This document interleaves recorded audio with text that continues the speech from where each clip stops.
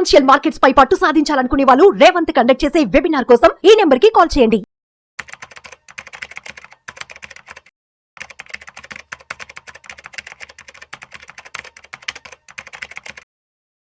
Hello everyone, welcome to Vishnu talks.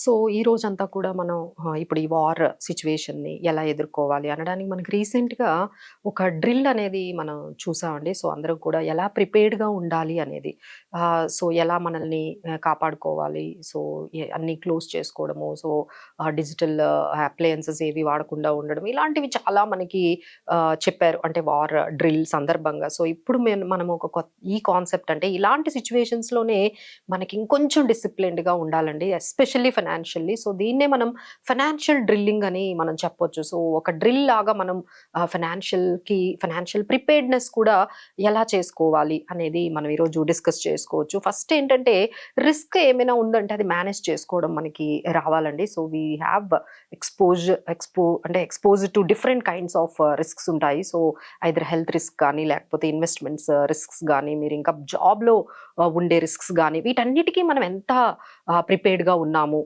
Let's start with jobs.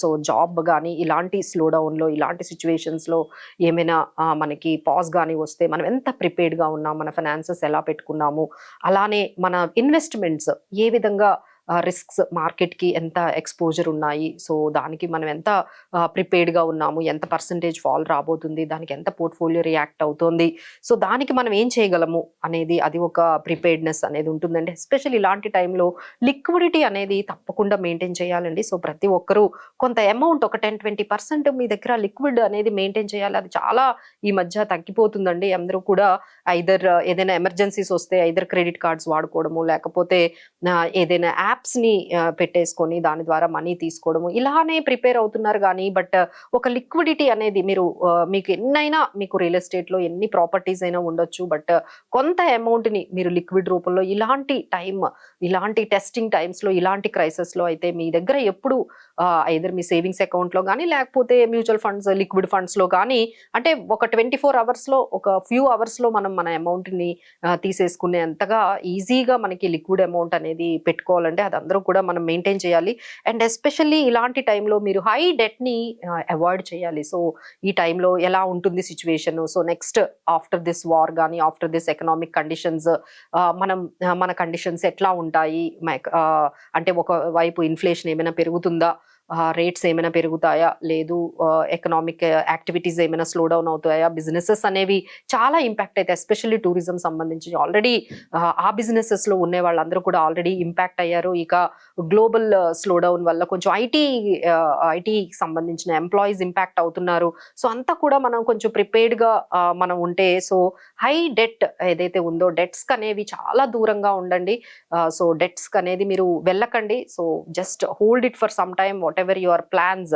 High debt తీసుకునేటప్పుడు మాత్రం ఇంకొకసారి ఆలోచించండి. బయట ఉన్న కండిషన్స్ బట్టి వెల్ ప్రిపేర్డ్గా ఉంటేనే మనం డెట్ అనేది తీసుకోవాలి. Otherwise debt is not at all advisable అండి. అండ్ ఎస్పెషల్లీ ఇలాంటి వాలటిలిటీ సమయంలో మనం ఏంటంటే ట్రేడింగ్ అనేది చాలా మంది కొంచెం ఇది ఆపర్చునిటీగా ట్రేడింగ్ అనేది బాగా ఎక్కువగా చేస్తారండి. ఎందుకంటే markets now too much volatility ఉంటుంది. సో ఈ వాలటిలిటీలో ఎక్కువ ప్రాఫిట్ తీసుకోవాలని వెళ్తూ ఉంటారు, but may not work always. మనకున్న హార్డ్ అండ్ మనీని మనం ఈ విధంగా స్పెక్యులేషన్లో పెట్టడానికి ఇది సమయం కాదు. So we need to be as an ఇన్వెస్టర్గా. అఫ్ కోర్స్ మీకు ఏమైనా బయింగ్ ఆపర్చునిటీ వస్తే, మనం కావాలంటే ఏమైనా స్టాక్స్ని కొన్ని బై చేసి యాజ్ అసెట్గా మీరు మెయింటైన్ చేసుకుంటే అవసరానికి మనకి డెఫినెట్లీ ఉపయోగపడుతుందండి. బట్ ఈ ట్రేడింగ్లో డబ్బులు పోతే మాత్రం మనకి ఇలాంటి కండిషన్స్లో మళ్ళీ మనం దాన్ని కాంపన్సేట్ చేసుకోవడం అనేది చాలా చాలా కష్టం అవుతుంది. And avoid getting the panic అవ్వడం కొంచెం మనం తగ్గించుకోవాలి. సో ఈ ప్యానిక్లో మనం చాలా డెసిషన్స్ అనేవి తీసుకుంటాము. సో మీరు ప్యానిక్లో ఉండేటప్పుడు definitely either it is financial decisions, personal financial decisions ఏవైనా సరే, మీరు ఇలాంటి టైంలో ఒక ఎక్స్పర్ట్ని, మాతో కానీ మీకు ఇంకా చాలా ఫియర్ఫుల్గా అనిపిస్తే ఒక ఎక్స్పర్ట్ని లేకపోతే మాతో కానీ ఒక కన్సల్టేషన్లో కూర్చోండి. So just explain it, whatever you are going through, దానికి ఎలాంటి సలహా అయితే బాగుంటుంది, దానికి ఈ సిచ్యువేషన్స్లో ఎలాంటి డెసిషన్స్ తీసుకుంటే బాగుంటుంది అనేది తెలుసుకొని అప్పుడు మనం ముందుకు వెళ్తే బాగుంటుందండి. So need not be very much negative about this entire situation, but ఏంటంటే జాగ్రత్తగా ఉండడం అయితే తప్పకుండా అయితే మనం చేస్తూ ఉండాలండి. So now everyone talks about ఇలాంటి టైంలో కొన్ని మనం మ్యూచువల్ ఫండ్స్ కి సంబంధించి ఎలాంటి జాగ్రత్తలు తీసుకోవాలి. సో ఎప్పటి నుండో చెప్తున్నాము, మీ స్మాల్ క్యాప్స్ మిడ్ క్యాప్స్ మాత్రం ఒక 40-50% కి మించి ఉంచకండి.